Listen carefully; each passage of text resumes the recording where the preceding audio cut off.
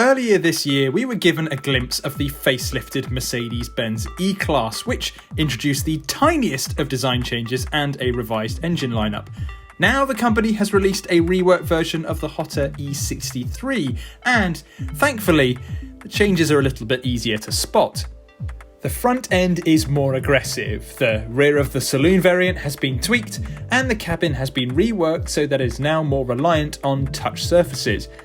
Mercedes hopes the changes will keep the E63 at the top of the Q car pile, but a new challenger has emerged since the previous model went on sale, and it's the new Audi RS6 Avant. Is the E63 the sleeper king it once was? Well, it's time to find out in a battle of the stats. Let's kick things off with the RS6, and wow, it's a mean looking thing.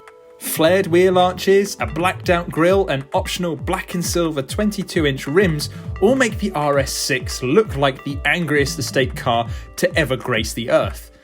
The overall design is much more angular than the regular A6, especially around the front bumper and bonnet, while the small vent above the grille serves as a nod to the monstrous Audi UR Quattro.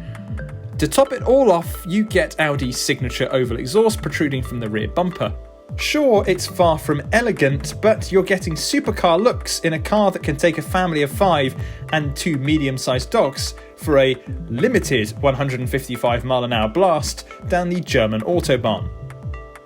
If you're looking for something more subtle, the E63 has got you covered. The major change here over the old model is the switch to AMG's Panamericana grille, which can be found on pretty much anything from the AMG GT to the boxy G63 off-roader. The back end, meanwhile, now gets wider tail lights, which gives the car a more menacing presence on the road. Admittedly, it's more glitzy than the RS6, but that just makes it look like a presidential car on steroids. Go for the faster E63 S and you'll get AMG's signature black and silver wheels, which will make you look like a proper drug dealer. In the entirely subjective looks department, we're giving the win to the RS6 because it looks radically different to the standard car. Yes, the E63 comes in saloon form as well, but when you're spending this kind of money, you'll want a car that looks nothing like the slower and cheaper model it's based on.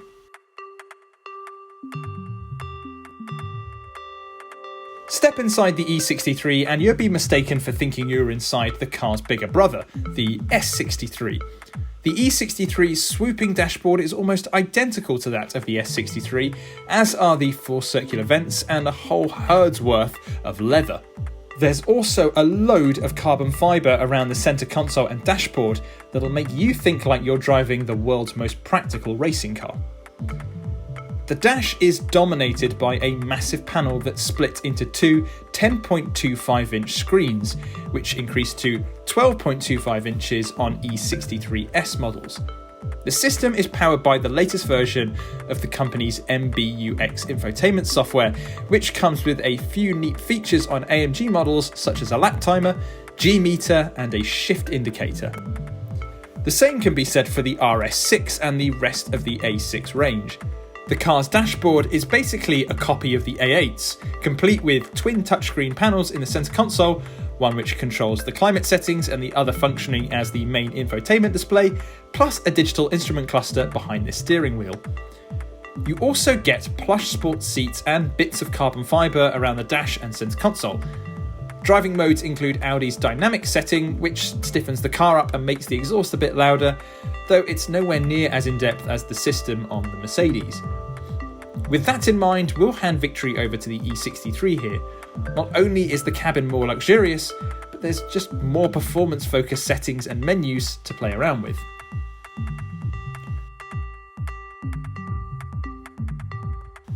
Pop open the bonnet of the E63 and you'll find AMG's glorious 4-litre twin-turbo V8 engine, an incredibly versatile motor that powers anything from the C63 to Aston Martin's latest Vantage.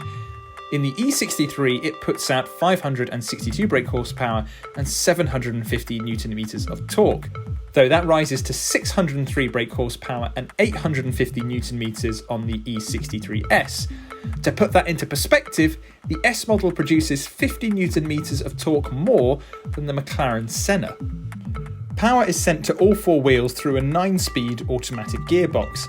A 0 to 62 mph dash takes 3.5 seconds, though opting for the S model brings that down to 3.4 seconds. That's about the same level of performance on offer in the RS6, with its 4-litre twin-turbo V8 putting out 591 brake horsepower and 801 Nm of torque. The RS6 sits right in the middle of the E63 and E63 S. Like the Merc, it sends power to all four wheels, though its 0 to 62 time is the slowest of the bunch at 3.6 seconds. To be fair, we doubt the 0.1 second difference will be perceptible. But this is a battle of the stats, and the E63 S is the clear winner here.